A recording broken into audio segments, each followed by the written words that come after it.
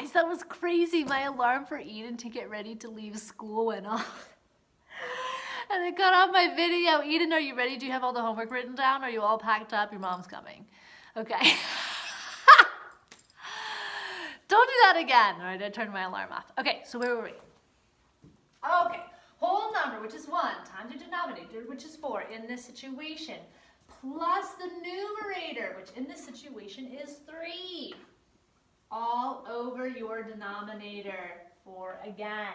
And you put a little equal sign and you do all the work. 1 times 4 is 4, plus 3, now over 4, and then you finish it off by going 4 plus 3 equals 7. All over the number 4. Oh my good Lord. Give it a circle. There we go. 7 over 4. Please make sure these are improper fractions where your numerator is larger than your denominator. Okay.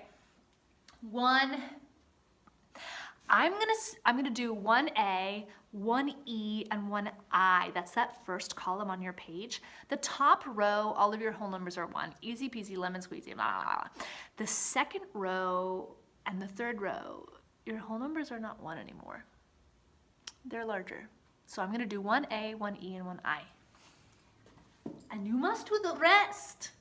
Okay, 1E says 2 and 2 sevenths. 2 and 2 sevenths. All right, we have a whole number that is not 1 anymore. Thank you. Whole number. 2 times your denominator, which is 7, plus your numerator, which is 2, all over your denominator, which is 7. Okay, you should always have copied numbers here. Okay, 2 times 7, 14. And copy the rest of the equation all over your denominator, which stays the same. And now 14 plus 2, that's 16 over 7. We've done the math. We circle it up. Boom, pow, boom, pow. My denominator always stays the same. What? My denominator always stays the same. Yeah, yeah. Okay. 1I, 5 and 1 6. Oh, really? That's how we're gonna be, huh? Okay. Whole number times denominator plus numerator over denominator. I really hope you have that memorized by now. My whole number in this situation is 5. I multiply it times my denominator, which is 6. I add that to my numerator, which is 1. And I put it all over my denominator, and that's 6. 5 times 6, quickly. I hope you said 30. And I continue to copy the equation over 6.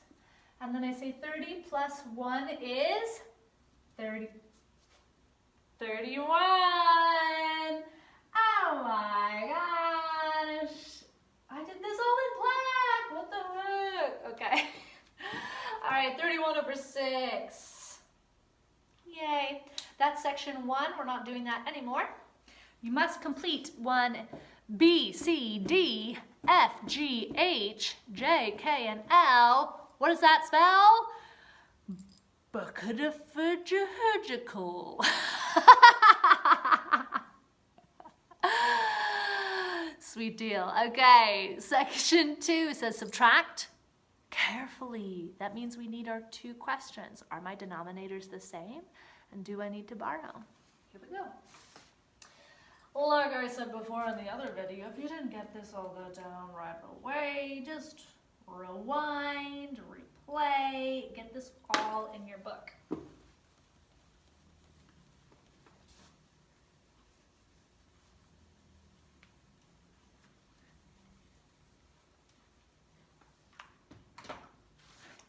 Section 2A, question number 1. Are my denominators the same?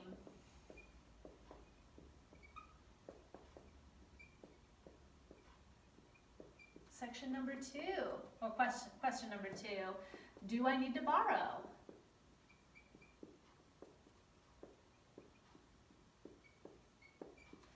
All right, here we go. 9 1/4 minus 6 2/4. Woohoo! Prize if you can guess why Miss Caitlin is stoked.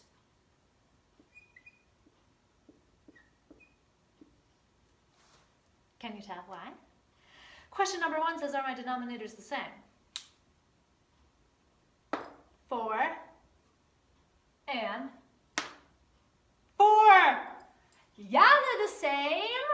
I'm super stoked because I have to do less work. Do I need to borrow? 1 minus 2. Yes, I do. I need to borrow. So I borrow from the 9 and turn it into an improper fraction. What? My 9 goes down 1. It becomes an 8. I create an improper fraction out of the one that I borrowed. I make it the same number on top as it is on the bottom. I'm working with the denominator 4, so my fraction should be what? I hope you said 4 over 4. I add it to the fraction I already have. Remember, borrow, add, math. 1 plus 4 is 5 over 4. I bring my subtrahend fraction over. Doesn't need to change at all. I think it'll be like this. 5 minus 2 is 3 over 4. And then my whole number is 8 minus 6 is 2. I check my fraction. Do I need to reduce it? 3 over 4? No. So I just go beep, beep, beep, pop, pop, pop, pop, cushy, pop. 3 over 4, circle your final answer. Please. Thank you. All right. Subtract carefully. Ooh. I'm going to do 2D as well. Those are some big whole numbers. Don't leave any part out, okay? I'm going to do that one right below. I believe you can see it here. You know, I'm going to do it over here. 2D states 87 and 6/7 minus 23 and 13/14. Okay, number 1, are my denominators the same? 14 and 7. No. But I can be content with little and I can be content with much. I'm very happy all the time. I change it. I know that 7 and 14 are related. I can turn 7 into 14. Later on, it's going to be a lot trickier than that, okay? I turn 7 into 14 by multiplying it by 2. Times 2, times 2, 6 times 2. Woo! Woo! Excuse me. 6 times 2 is 12, and 7 times 2 is 14. I bring my subtrahend fraction over, okay? Now these are a little close together, but you just have to make sure that you're paying attention and you're only working with your denominators.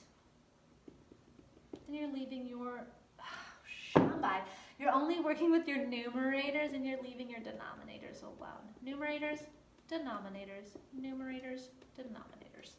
These guys are fine, they're the same. You leave them alone, you just work with your numerators. 12 minus 13. Do I need to borrow? Well, 12 minus 13 can't be done because the top number is smaller than the bottom one. So I borrow from the 7 and turn it into an improper fraction. What? All right. I create an improper fraction out of the one that I borrowed, making it as simple as possible. I'm working with the denominator 14, so I turn my borrowed one into 14 over 14. I add it to the existing minuend fraction. Okay, can you see this over here still? Barely. Okay, 12 plus 14 is 26 over 14. Can you see that? Yeah, barely. Bring this over 13 over 14. That's fine. You can hear what my words are saying, and you've done this before. 26 minus 13. 6 minus 3 is 3. And 2 minus 1 is 1. Whoa. And I bring my denominator down. Okay? Now I do my whole numbers. 86 minus 23. 6 minus 3 is 3. And 8 minus 2 is 6. I take a look at my fraction, 13 over 14. Do I need to change it? Do I need to reduce it? No. I bring it over like this. Circle it. All right, Miss Kate, let's check your answers. Very good. Very good. Bingo, bango, bongo. We're good to go.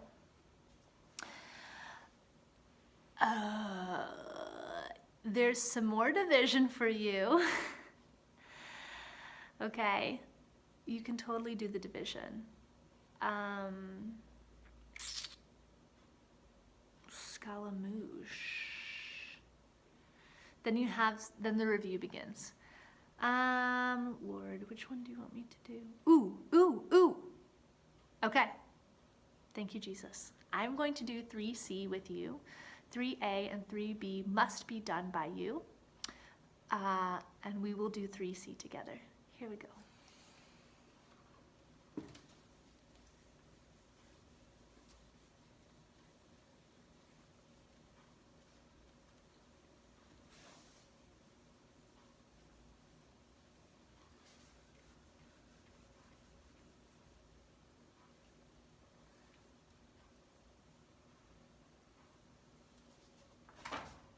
Okay. 3C is division. It looks like this. 3,914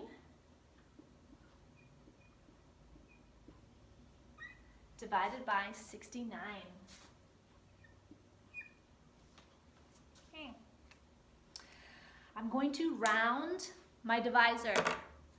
When you have 5 or higher, you round up. I'm going to round up because 9 is greater than 5. I'm going to round up. If it was 4, 3, 2, or 1, I would have rounded down. But because it's 9, I round up. I'm going to round up to 70. Now I use the 70 in my brain, but I actually do my math with the number 69. Okay, I can only divide into a number equal to or greater than my divisor. I can only skip at the beginning. If I can't skip and I can't divide, my only option is 0. 3 is less than 69. Skip. 39 is less than 69. Skip. 391, which means my guess is going to go right there above the 1. We are now triple digiting into it, okay? So, all right. I do the Mrs. Bowen method. I cover the ones place. And the two numbers I'm working with 391 and 70, okay? So I cover the 1 and I cover the 0.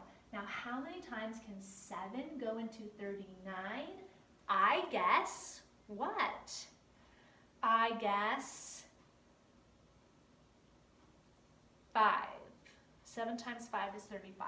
All right, so I guess 5. That'll hopefully get me really close to 391. I now forget about my rounded number and do all of my math with the actual divisor. 5 times 9 is 45. Here's that 5, carry the 4. And 5 times 6 is 30, plus 4 is 34. And now I subtract. Ooh, I think that got us really close. This is way better than yesterday.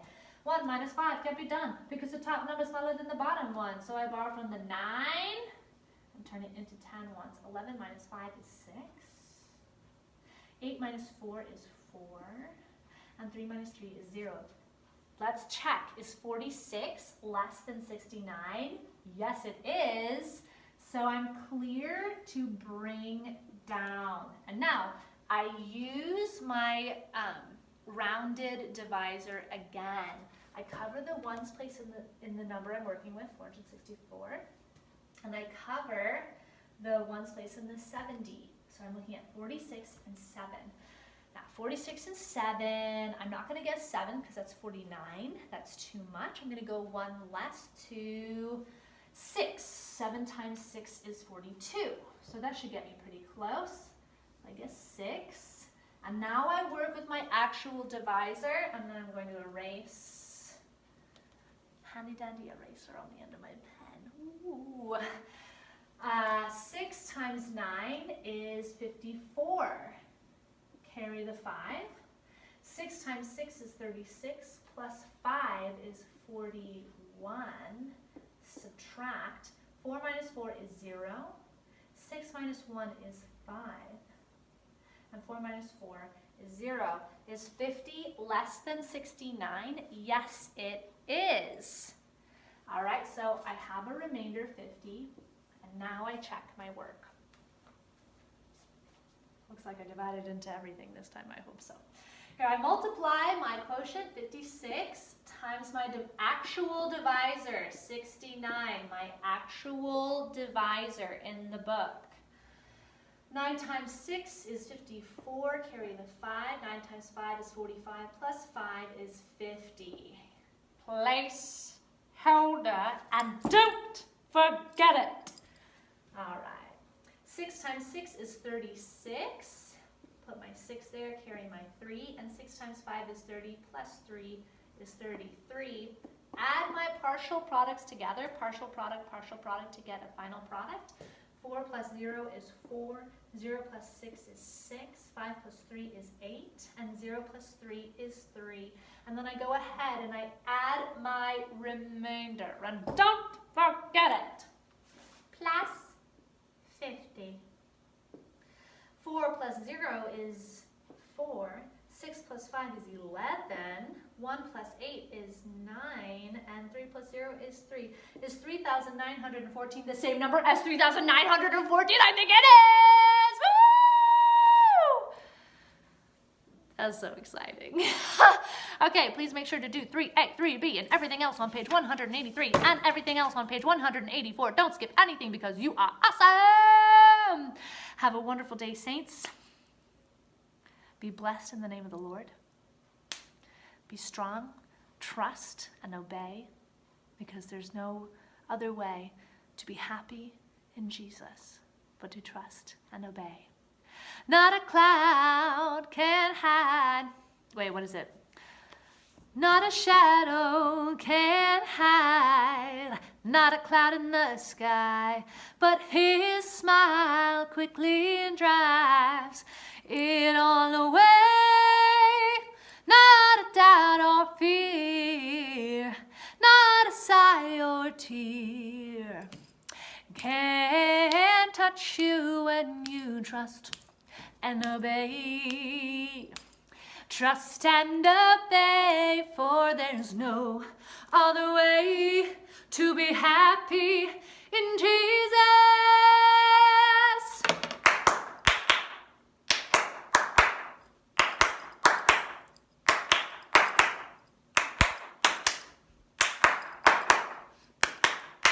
Have a great day. Yeah! Oh, wait, I thought I stopped it.